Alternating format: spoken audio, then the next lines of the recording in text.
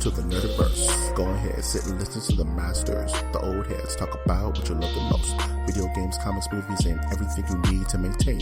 We got the knowledge that's straight out the ether. Gonna need a drink and have to take a seat to expand your mind and listen to the speaker. Mike and the squad's gonna give you what you need. Please send in a question, come and get some answers, learn a couple lessons from the masters with the special guests. We got the Green Lanterns glowing on their chest. Yes, please sit back and relax, cause we're gonna hit you with them stone cold facts. And allow me to be the very first to welcome you to the masters of the Nerdiverse.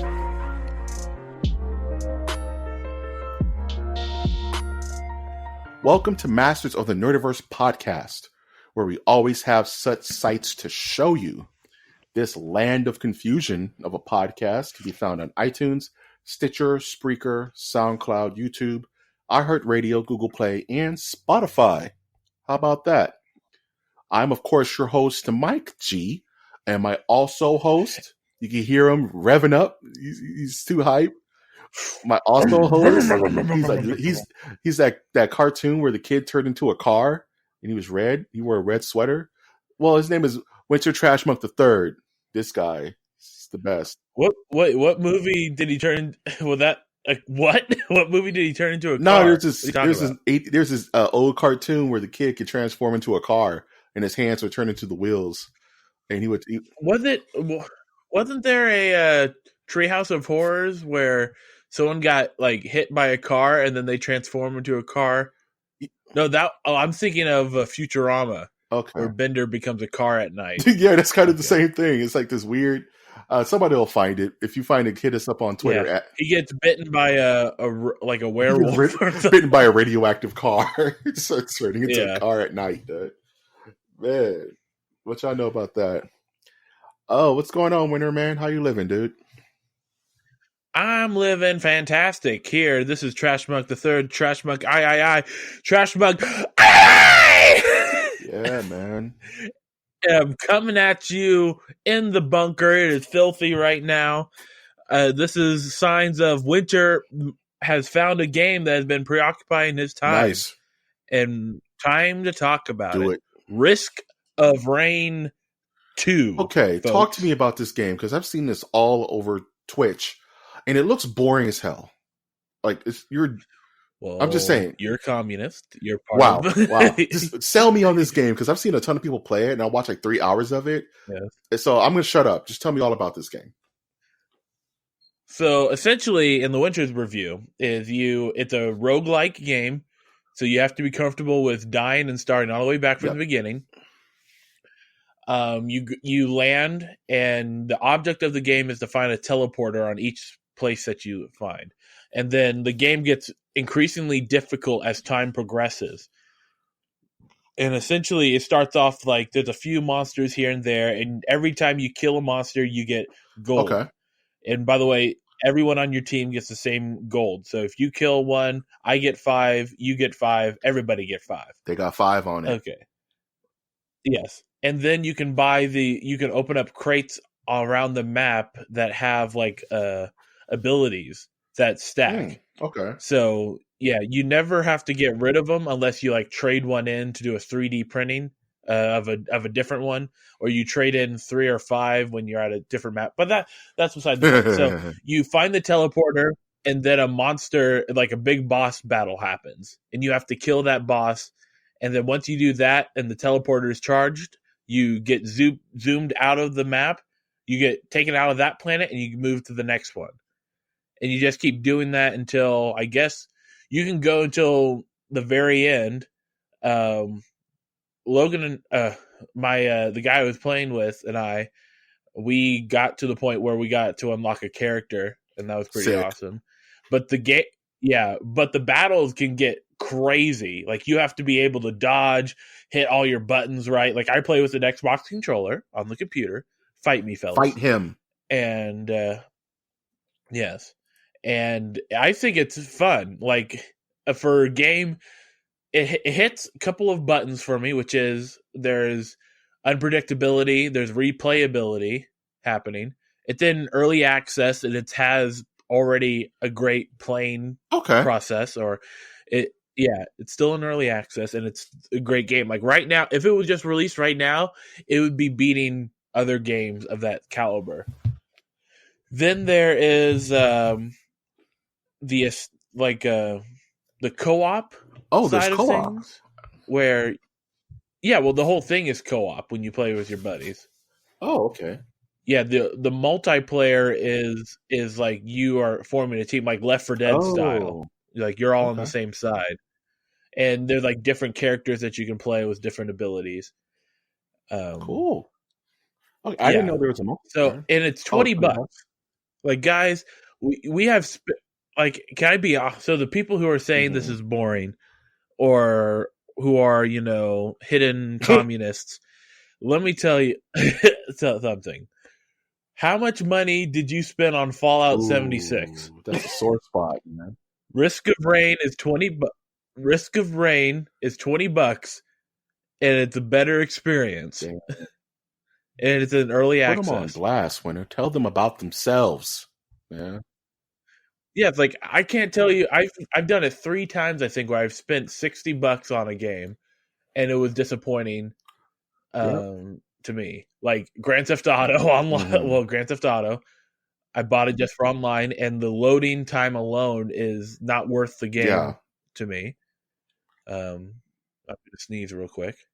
You want me to mute my mic or just get it Go on for the it. Okay, because that gives me an opportunity.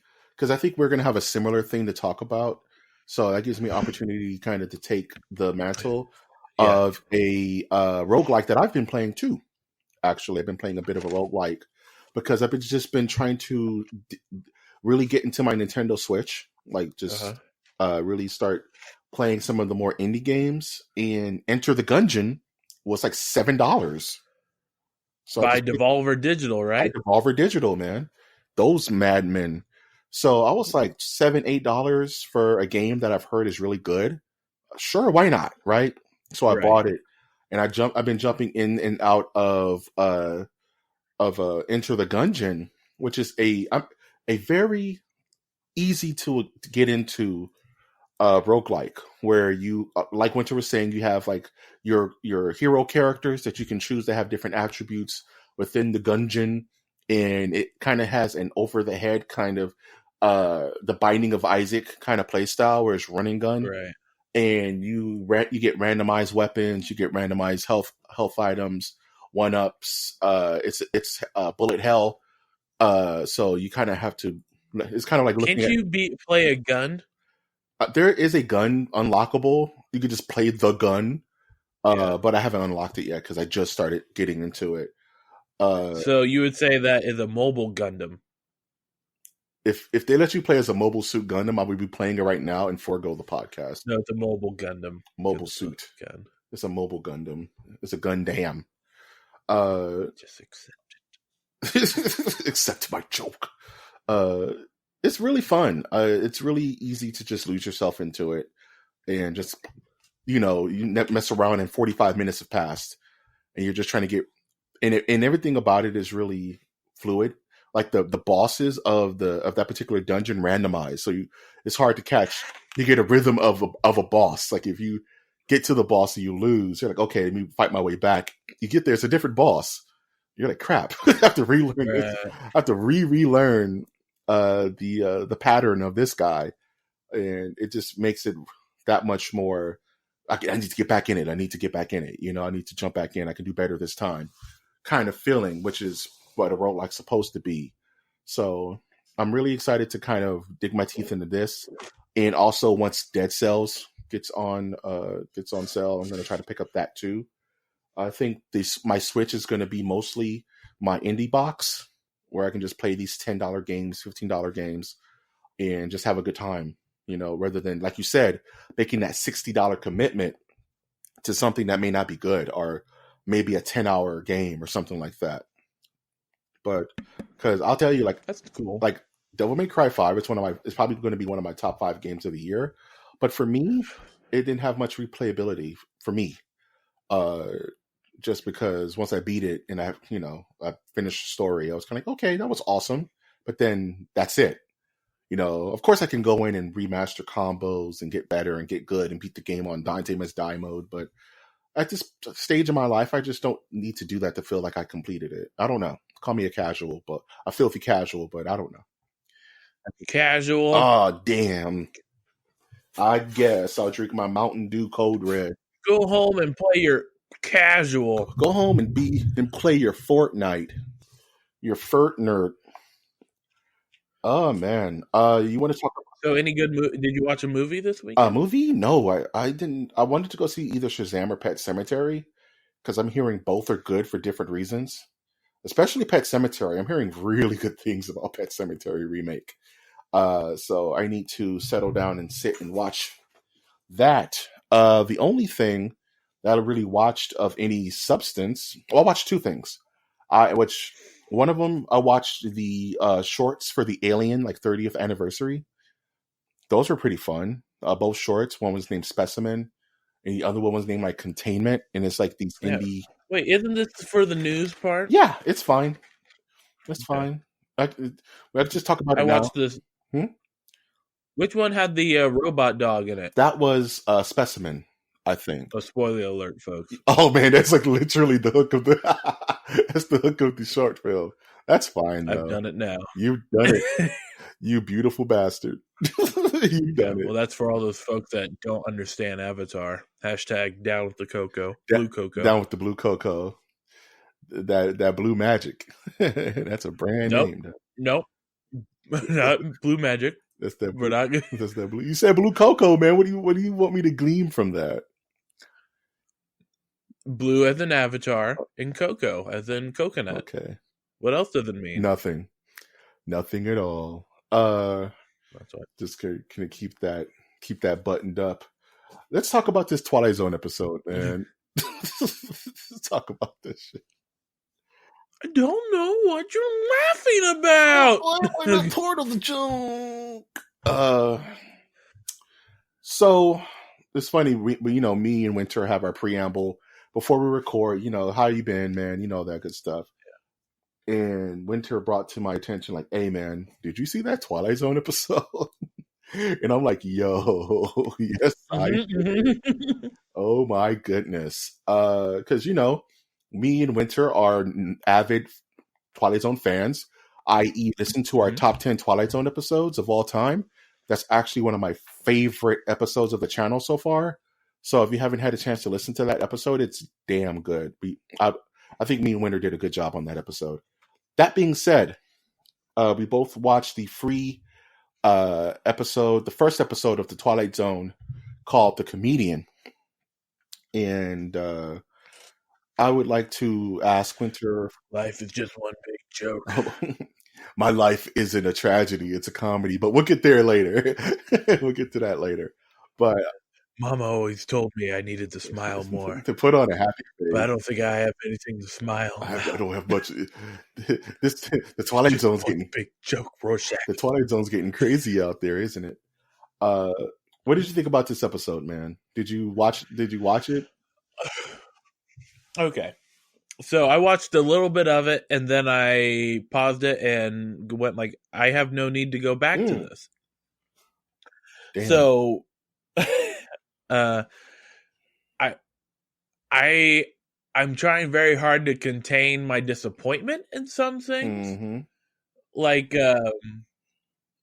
I think the comments that I've read so far have criticized the show's point of view at times, which I think that's bound to happen. I mean, they want to go the Twilight Zone was never this political. I'm okay, guys, let's just relax on that point. You had an episode where he points at Hitler as an evil man. That is political, regardless of how obvious it is for folks. That is a political state. That's the moral statement that he's making. Correct. There, folks. Rod. So, if you can say that you don't like the moral point he's trying to make in the episode, and that's fine. But to say that it is not like the old Twilight Zones is mistaken. Yeah. Okay, good. So that's one argument. But what you also can say is that the Twilight Zone, the original, was not heavy-handed, which I would say is correct. Like, they were able to talk about these bigger things with talking about aliens instead of Mhm. stuff like that. Or like where in this new series, it's like, nah, they can't think about it like that. They need to hit it like head on. Yeah, yeah. You know what I mean? You're making some good points. You're making some really good points. Yeah. Yes. Uh, Yes. yeah. And it's just disappointing because also, what backing does CBS have for this show that they're putting on their streaming when it's the bloody Twilight Zone? Why don't they have it on regular TV? That, to me, I think I listened to a podcast that said the same thing. It kind of smells like they knew that this wasn't going to go Yeah, well. and I would like to preface this with saying that that Jordan Peele didn't direct every episode. He didn't direct this episode. So people saying, "Uh-oh, was Get Out and Us a fluke? Are we seeing kinks in the Jordan Peele armor?" No. He's not directing all of them. He's directing like one or two. And this episode was not an episode he directed. So you can point your vitriol somewhere else. I would like to say that first. Secondly, Winter is absolutely right that for people who are saying that this show wears this political kind of commentary on its sleeve, and that's not the Twilight Zone. That's incorrect, because Twilight Zone touched on everything from race to politics to social issues. It touched on everything. But my second part of that is it did it subtly. And as Winter said, and to Winter's point, the Twilight Zone didn't dumb itself down for its current audience. You know what I mean? Like, the Twilight Zone thought 40 steps ahead of where everyone else was thinking. And we're still dissecting it to this day. Whereas this comedian episode, wears its influences on its sleeve, and it almost feels dumbed down for this new audience who doesn't have an attention span to think past that episode. You know what I mean? One of the biggest sins for me for this episode, called the comedian, was it wasn't funny. I watched the whole thing, and I don't think it was. I'm not saying it needs to be funny to get its point across. I knew what they were trying to say, but the comedian they chose, even when he was supposed to be funny, and Camille, no, Johnny. It's like, have you met my wife? It's just even his antagonist of the episode. That's pretty accurate to this dude. It's just nothing. It just was so blah, and I was so underwhelmed because you couldn't even get through the whole episode, Winter, right? Like, you just couldn't do it. I went through the whole thing, rewinding certain parts because fast forwarding certain parts where he was doing his act because I didn't want to hear it because he just wasn't funny to me. And I was like, they could have picked 101 different comedians, but they picked this guy, and it's probably not his fault. Maybe the whole point was it was supposed to be funny. I don't know. I didn't gain any kind of insightful enjoyment or even just flat out belly laughs, which I would have taken either way. Or it didn't make me think. It didn't make me afraid. It didn't invoke those feelings that Twilight Zone episodes would do. You know, and it makes me not want to pursue this ABC exclusive. And you're absolutely right. Like, CBS, I'm sorry, ABC. I always get those two mixed up. A CBS exclusive where if they didn't have faith in this thing to put it on prime time, then what does that say about the show in general? You know, it's Twilight Zone, you know? Right.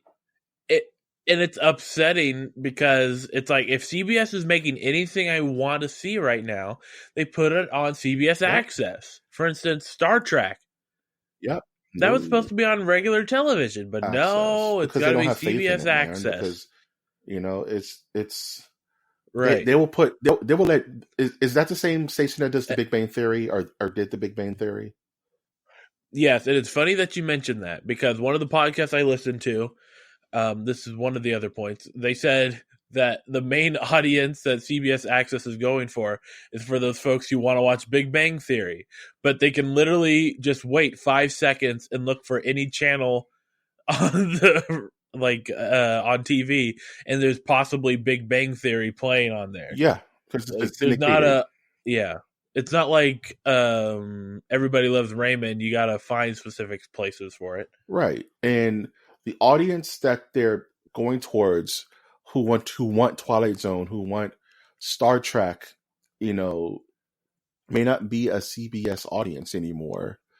Right. You know what I mean? Maybe it's not for them. Maybe Twilight Zone should have been on another channel, but that's where it ended up landing. I don't know.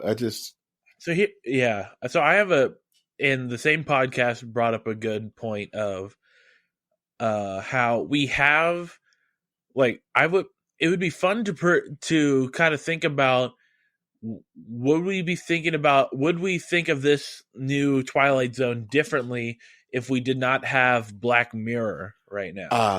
I think, yeah. Meaning that we have not had any anthology series out, and it's just has now been like, we don't have a taste of that.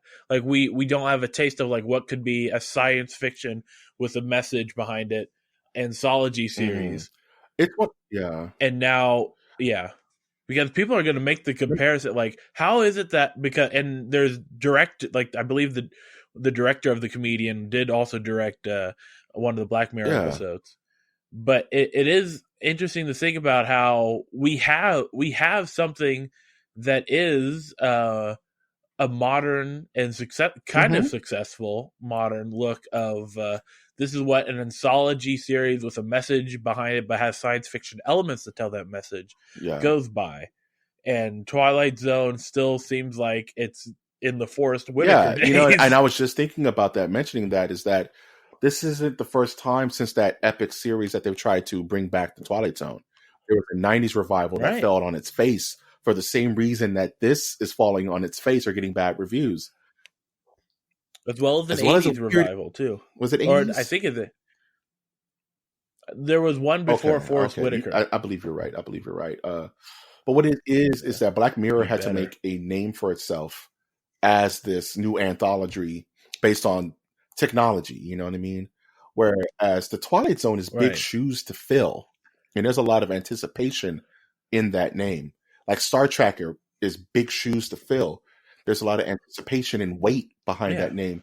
And with fans of the series, you have to come correct, or they would just automatically dismiss it. Oh, this is just a cash grab. This is Twilight Zone in name only. They're not really even trying to, have the spirit. And I'm not going to lie, the Comedian episode had the spirit of a Twilight Zone episode. It had the sound cues. I liked the segue into Jordan Peele's introduction as the narrator. I see what they were trying to do, but they didn't. It wasn't well executed on multiple levels, which made it a dud episode. Right. Particularly, we have several things we can look at for like examples of this, of like the comedian or the ventriloquist. Yeah, the ventriloquist is a very good side by side with this newer episode. And it's all about subtlety and having a certain rhythm. Like this episode had a very awkward rhythm to it that you just never felt. You never felt any kind of suspense or risk toward the character at the end of the day, you just didn't care. You know what I mean? Like there was no weight behind the character or behind his death noting of of his life, or of the world for that matter. So I don't know. I was really excited for this series, and now I'm not, and I feel bad. I feel kind of sad about that. It is what it is. Yeah, I mean, I don't know what it's gonna take, because so they've done it in the past of like let's reboot Twilight Zone, and I think in the past they've had some issues, or maybe they've done the thing of like, let's have multiple people have their hands on it. But now it's like, okay, we have Jordan Peele. He's the what's on the menu right now in regards to sci-fi horror, with a new twist, with a new angle on it. Let's have him be the executive producer. So now this is like, I think the first time for the Twilight reboots where they're going, we have somebody filling in the shoes of Rod Serling here. and it's going to be Jordan Peele, and it's just not working out. So now, it's like I don't understand what it's going to take, and I don't think we'll ever find out until until Disney buys CBS and or buys the rights to it, Twilight Zone. It fixes the problem. Yes, they fix it. James Gunn is executive producer of the Twilight Zone 4.0. Yes, we're gonna have a Twilight Zone side of the Disney park. And I'll end it on this because we could talk about this all night because it's a fascinating kind of case study. But I think what the magic of the original Twilight Zone is that Rod Serling was a damn genius, and he was a one-man band for most of that series. Right. And Jordan Peele, I don't doubt that if Jordan Peele put all of his attention into Twilight Zone and every episode was written and directed and screenplayed by him, that it would be an excellent case study of the world around us. But it's not. It's him overseeing the stuff kind of with a side eye because he's making this movie and he's remaking Candyman and he's doing this and he's spread so thin that, too many chefs are going to spoil this pot. And maybe it's already have. And will be CBS's excuse to say, well, nobody wants to watch Twilight Zone. They hated that. It's like, because you made it crappy, dude.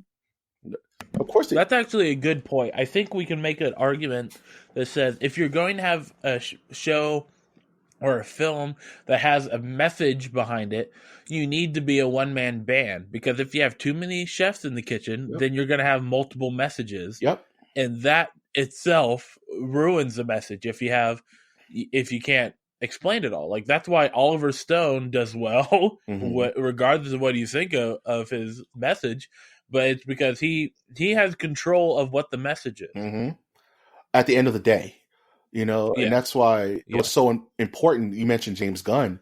It was so important for him to come back for that Guardians 3 film, because Guardians 3 without him would have, I hate to say it, would have not been as good, if not bad, because he needs to finish his story. You know what I mean? And a lot of times these directors don't get that opportunity, and it kind of sucks. But that's the way love goes sometimes. Ready to get into some news and cheer ourselves up? Yes. Let's turn that dial to MOTN News. News. Panda Watch. The air is thick. The air is tense. Look, that squirrel can water ski. Somebody is out there is laughing. I can feel it. I can feel it in the air. Let's go to the news and talk about this Joker trailer. The Joker trailer is the Joker. Yes. What are your thoughts? Okay, just flat out. Okay. And I think it's an excellent trailer. I think I don't like where this is. I think this is an excellent trailer, and you can hear the inflection in my voice about where this is going to go. I think Joaquin Phoenix is a damn good actor, and I think that the story they're going to tell is going to be a compelling one. But I also think it's going to have nothing to do with the DC universe or the character itself. Say that last part again. I think that this Joker film who's directing this? Todd Martin Phillips. Scorsese? Todd Phillips, thank you. Feels like a Scorsese film. I'm sorry. I feel like this film is going to be great. I feel like it's going to be a great character study into the insanity of an unwell person and their descent into madness. But I think it's going to have nothing to do with the Joker. Right. I think okay. I get. That's much better. At least if you're honest. What I would say is that DC, depending on the outcome of this movie, it could push DC into a different side of superhero movies. That means that they're no longer competing with Marvel, meaning they have a cohesive universe, but they're having their own series where it's like we're willing to test the different worlds or like different storylines to where they obviously right now cannot be attached to a single storyline, a cohesive one, but they can test Correct. out like, look what we're doing here or here. That's weird. Look at here. And I think that's kind of what's happening now with like Suicide Squad, whatever this Batman movie is going to be. This DC extended Yeah. universe is very loosely tied just because they have the same characters. Or they could Right. have one that goes like, "Hey, guess what? These are all worlds are real, and there's one guy that can go through all of them, and it's Batman." So, something like that. Oh, I don't know. Like I like Yeah. the idea that you mentioned of DC taking a completely different route in regards to what a superhero movie can be than or what like Marvel is. what a superhero extended universe, a thematic universe could look like, where could look like. right, like for Yeah. instance, there's a new Superman Origins movie that's turned like a horror, like if Superman was evil, Yeah. that's coming out. Yeah, Right. Brightburn. I can't wait for that. Looks Yeah, dope, and it's like I think you know? that's what they're gonna have to do if they want it, and they keep the dark tone of DC there, because Yeah. people can only take so much darkness in a series. That's why not a lot of the dark shows stay on for a while. I think. Nope. Um, Yeah. but- Yeah. I think you make a good point where I think DC saw what happens when you go too dark for too long. You can only be so edgy for so long, but Marvel is all flash and it's all spectacle and it's all epicness. Where if DC went the route of poignant, like actor-driven films, that would be such a weird adjustment to what Marvel's doing. If you make these super layered, detailed films about the lives and the struggle of the heroic / villainous characters that DC Comics offers, then that's a completely different approach where there will be some forms of action and grandeur, but at the most part, it's a humanized, deep story. Like that's one thing that gives me hope about the Joker is that this movie looks like it's not going to pull any punches. Right. You know what I mean? It's not going to be gritty. It's going to be layered. It's going to be super layered and super deep. But my fear is that I can hear the execs now. The Joker technically doesn't have an origin story, so we can do whatever we want. You know what I mean? Like, because that's the whole thing about the Joker is that his origin story, as he calls it, is multiple choice. There's no true Joker origin in the comics. He just shows up one day and he starts bothering Batman. But stop bothering me, Joker! Stop bothering my shoes. But I think it's gonna be fan service. It's like the director wants to make the movie he wants to make, but he's contractually obligated to throw a Arkham Asylum there, or name drop Thomas Wayne here, or he'll meet a baby Harley Quinn in a stroller or something dumb. Like I think it's gonna have things like that, but in its core, yeah, it's not going to be a superhero movie. It's going to be like this suspense drama. Yeah, which I guess is fine. Or imagine like a DC universe that has no supernatural elements. It's just gritty realism. Yeah.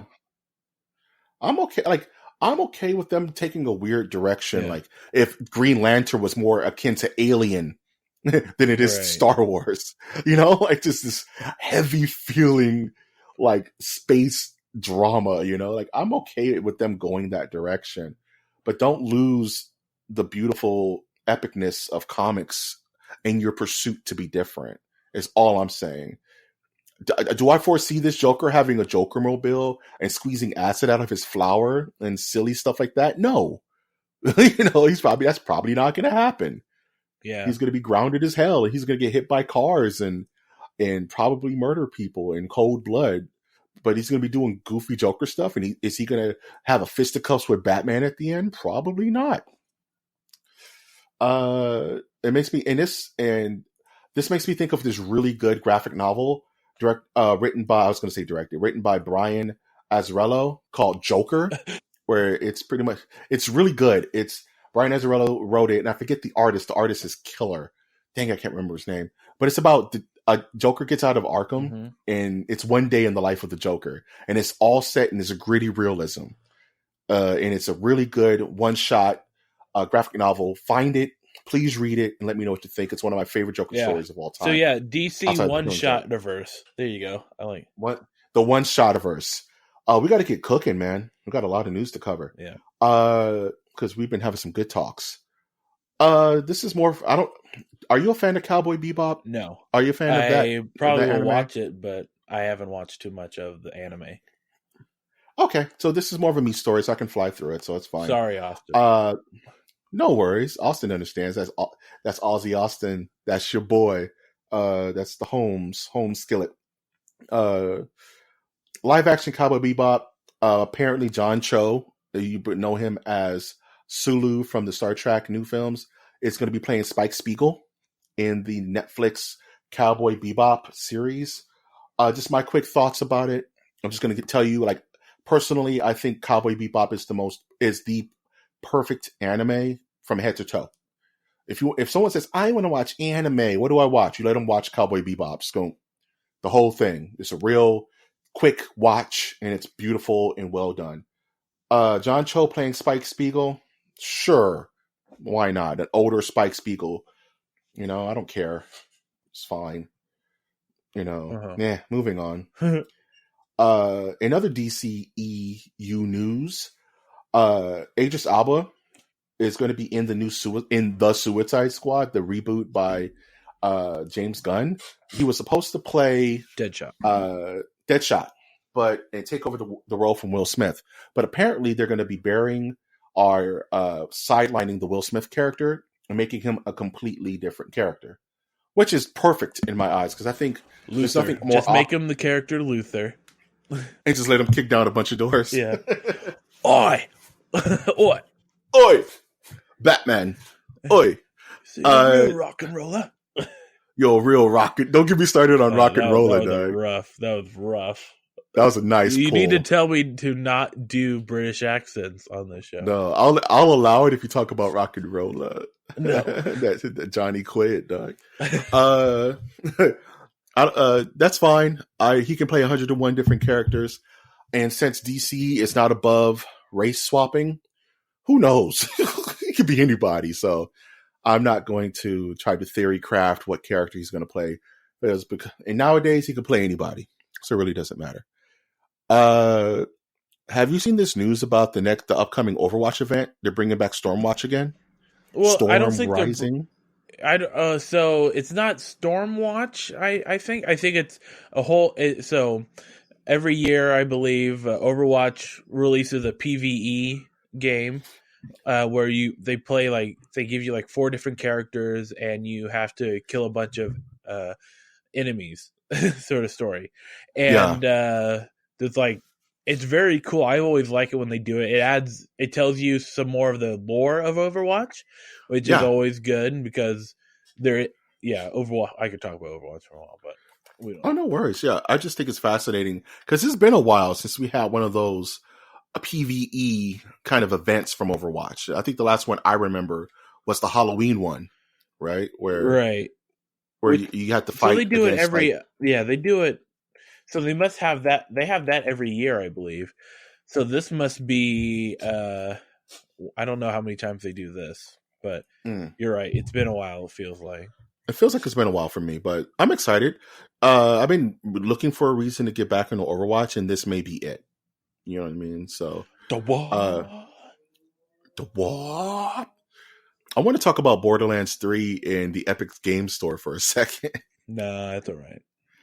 You don't want to talk about it? You want to just skip this one? We can if you want to. I have no. I don't want to support these trolls. I don't want to support them either, but I wanted your opinion on something.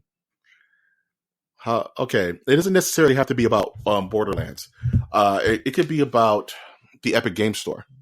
Okay. As a PC owner and being part of as it's known, the PC Master Race, how do you feel about having to live in a world where now even PC owners have to deal with exclusivity? Release exclusivity. I don't know. I mean, exclusive. I don't know if it's not that big of a deal. Come on, guys. You can have both programs on your computer. It's not exclusive. It's still not exclusive, right? Right. and if your argument is that, well, supposedly they sell my info, it's like, A, your info is not that important, don't worry about it, and Uh, B, your info is already out there. and please I don't. think it's, Yeah, you need to safely assume that your info is out. Okay, that I mean, that part. you, yeah, it's exhausting.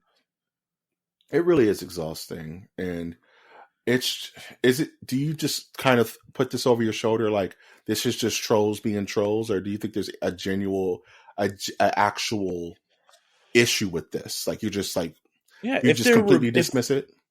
if they're spamming a bunch of reviews at the same time, that's trolling. Yeah, It's not, yeah, and I think there you can clearly tell when it's either trolling or is it real reviews, and I think, and even so, I've some of the reviews I've read are like not even in this time zone or like this plane of existence. The things they're complaining they're about, getting reviews from the 13th dimension. They're getting from Mr. right? Mitzelplitlik. Mr. Mitzelplitlik is Like I've read people's reviews about Rocket League and they complain about, oh, there's a battle pass now. Oh no, this game sucks. I'm like, relax, the battle pass does not change the gameplay. I relax. don't. Like Yeah, relax, what guys. you're trying to convey, although you have the mind of a 12-year-old, is that you don't like that the game is now having this monetary transaction or like trying to add more ways to get your money, which you're fine to feel that way. Personally, I would like games to keep doing that so that they have a source of income Yep, and to give reasons for people to support yep. it longer. Mm-hmm. But you do you. You keep playing your Call of Duty Black Ops. You keep playing your Destinies. Oh wait, you don't want to play Destiny now. Yep. You don't want to play your Black Ops Nope. anymore. Okay, just be playing with this rock, and hopefully you don't bash your skull. Hopefully those with it. rocks don't have microtransactions. Yeah. I have 2 points on this, and one is it's easier to vote with your dollars than it is to vote with your voice. You know what I mean? If you don't like it, don't buy it. It's super simple. I was just thinking about this earlier because I was looking at an article that said Ryan Johnson is okay with J.J. Abrams retconning a certain events in The Last Jedi. And I'm like, Yeah, he could he care could care less. less.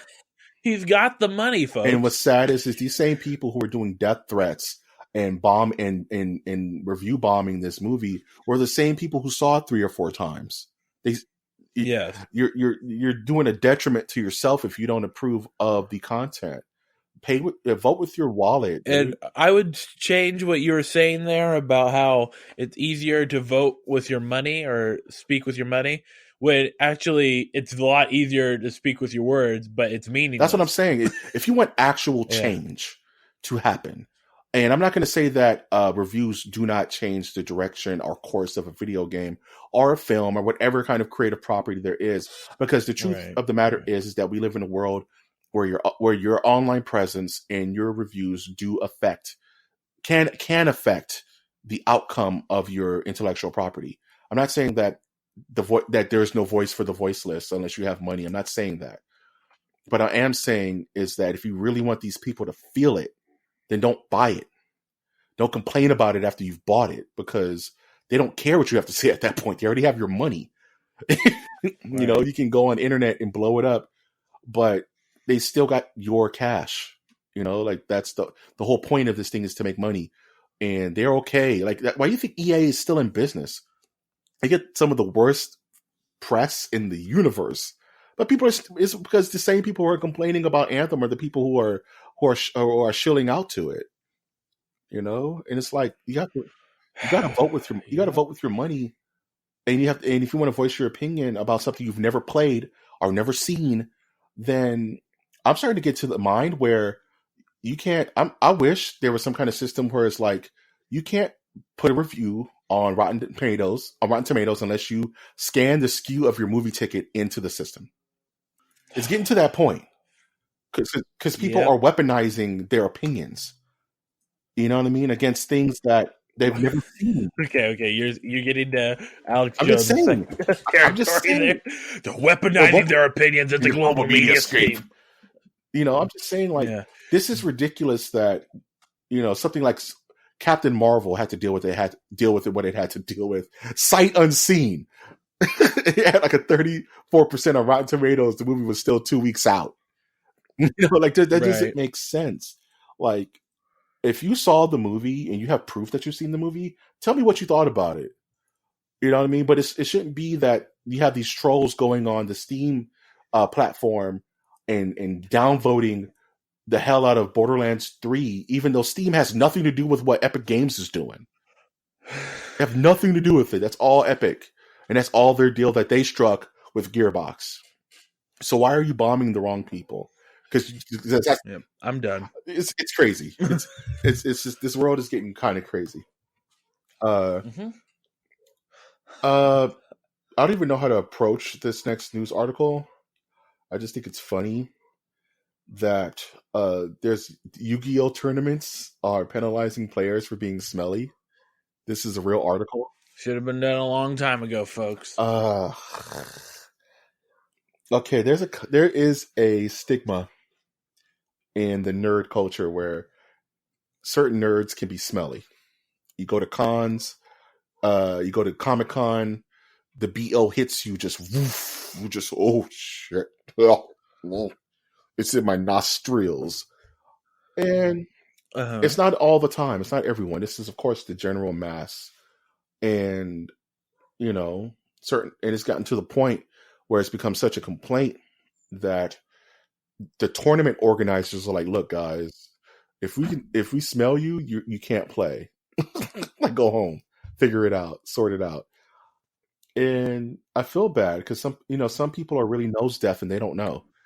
Sometimes it is an illness. Sometimes it is laziness. You can't tell unless you ask the person, so I feel kind of bad, Well, yes. Well, this reminds me of how in chess tournaments, in particular, there are some rules where you must wear a certain type of clothing to chess games. And there's actually recently a guy showed up in cargo pants and he was not allowed to play. Yeah, something like that. Right? Good. And I think that there should be some type of dress code for tournaments or something like that. Dress code?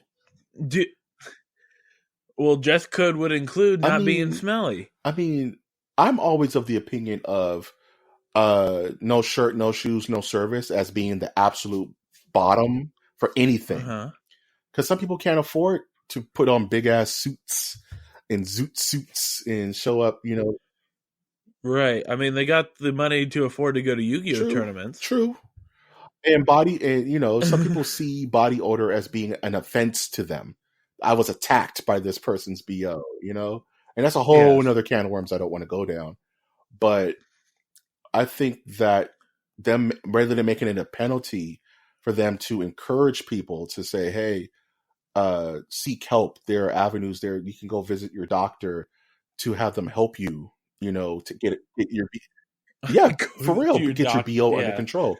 Because the way some people are built, the way their bodies, some people sweat more than others. It's a whole thing. And I don't want to necessarily be like, oh, stinky gamers. And it's not about that. It's that some humans have a really hard time managing that. And I think rather than being stricter about this rule, they should be educating these people. Like, look, this is how you go about it. It's almost like it's like a helpline, Yeah, but is that really the tournament's job to be? It's helpful. You know what I mean? Yeah, definitely helpful. Hey, don't get me wrong, it's helpful, but to suggest that a Yu-Gi-Oh tournament is to then supply resources of hygiene for someone or to tell them to go to their doctor, that's something else. And it doesn't have to be something as such a degree as go see your primary care physician, but it could be something like, hey, when you enter into the tournament, here is a goodie bag and have Yu-Gi-Oh cool stuff in it, but then also in the bag is deodorant and a toothbrush. Yeah. Something as subtle as that. So if homeboy smells himself, oh shit, I'm turned up right now. He could run to the bathroom before his set and deodorant up. Maybe so he'll at least be somewhat fresh. Little things like that. Put a pamphlet in there. Hey, hygiene's important. Doesn't have to be preachy. Just school. That's for you. You put down your trap card and you end your turn. You know what I'm saying? Yeah. Okay. I think, and I think we can end the news on that note. Something hopeful. There's always help for those who have a hard time controlling their odors and bodily functions. Only you can prevent your smelly sweat armpits.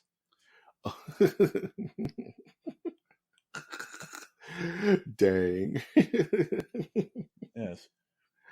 And 9 times out of 10, you're not the small minority that has the congenital disease of constantly being smelly. No, but that's when you have to play your card, Blue Eyes White Speed Stick. Blue Eyes White Dove. Blue Eyes White Dove. Or Dark Magician, which already sounds like an axe spray. It does sound like an axe spray, Dark Magician. And if you have the female persuasion, Dark Magician Girl. Mm-hmm. Oh man, what are you looking forward to? I'm looking forward to a weekend of sleep. Maybe watch some movies. I've been trying to watch some more movies. Mm-hmm. I watched the Al Pacino as Dr. Jack Kevorkian movie that HBO's released. As well as Get Shorty. And Get Shorty was great. So I'm trying to watch at least 2 movies during the weekends a day. Or 2 weekend every weekend watch 2 movies. That's what's up, man. That kind of as you mentioned that, it kind of inspired me to want to start watching more movies from my childhood that I haven't seen in years. You know what I mean? Like we were talking about kung fu movies last episode, and made me pop in Enter the 36 Chambers, which is one of my favorite kung fu movies with Gordon Liu. It made me just want to watch old weird stuff like People Under the Stairs and and Masters of the Universe, which is one of my favorite movies of all time, the namesake of this channel. So I'm really looking to digging in the crates and just going on Amazon, which has a good plethora of old movies. Amazon's becoming the place for old movies. I like it because those are the ones I want to watch. Like I was watching Creep Show the other day, which is by far the best horror anthology film of all time. Fight me. And I had a really good time rewatching that. Where's my cake? Where's my cake? And all that good stuff. You do your thing. I like it. It's okay for me to like it. And I'm still playing Legend of Zelda. The game is kicking my butt. I didn't realize how hard it was gonna be. The game was hard as hell. It's like Dark Souls. It's like, jeez. It took me 6 hours to fight the sand Ganon. He was too real. He kept doing like 0 shift combos on me. I was like, is this a Zelda game on Nintendo? Why is this so hard? So I had to buckle down and really get into it. So I'm excited for that. I should have some idea on Shazam or Pet Cemetery by next week, hopefully, fingers crossed. And I'm excited for D&D. You guys should check out me, Winter, Austin, Aussie Austin, King of Myths on the D&D channel, on his Twitch channel, on every other Sunday. I'm super excited to jump back into that. So, yeah. Do you have any closing thoughts, my friend, before we silence this episode? Yeah, the social media to promote today is Trash Monk the Third Winter on Facebook. Woo! That is right. Get on Facebook, you old geezers, and like my page, Winter Trash Monk the Third. That's Winter WYNTER, Trash Monk III. and see all the crazy stuff I post up there. I always try to post stuff every Tuesday through Friday there. Do it. Go check him out and give him your love and thoughts so he can get powered up by them. We can get Super Winter, where he just runs through the countrysides, biting into the throats of elk and gaining energy. Yeah, he fights for the law. Winter fights for the law. Cool. Yeah. If you want to check out more Masters of the Nerdiverse goodness, we have a website. It's called mastersofnerdiversecast.com, where we archive all of these episodes from episode 1 to episode, now it is 82. We're almost to 100, y'all. Where you can listen to all these past episodes, all of our reviews, all of our reads, all of our top 10s, all this content that we've created so far. And you can actually go to our Instagram page. You can check out our Twitter, which is at mnerdiverse, where I would implore you to go and follow us, because we're always posting goofy stuff and having good conversations online and just having a general good old time, be mixing and melding in this podcast community. If you want to support this channel, you can always like our content. You can always subscribe to our I would say podcast outlets, and you can always comment and tell us what you think. Please leave us a review on Apple Podcasts. I'm going to keep saying it till I see a new one. Let us know what you think of the show. If you have anything you want us to talk about, me and Winter are pretty well versed in all things nerds, so we can hold a conversation just about anything. So you just let us know. We'll talk about it or not. Depends on how weird you get. You know, I'm not your father. You know, just don't be weird. You know, we're not big enough yet to where we have weird fans. That's going to be the day when we get that one fan that just goes too far. We're like, right? You know, it happens to everyone, right? One day, as long as they pay us money, bring money. You can ask me whatever you want, man. Bring money. This has, of course, been Masters of the Universe Podcast. I've, of course, been your host, Mike G. And I've been the other host, Winter. And we will always ask you to take that one step beyond.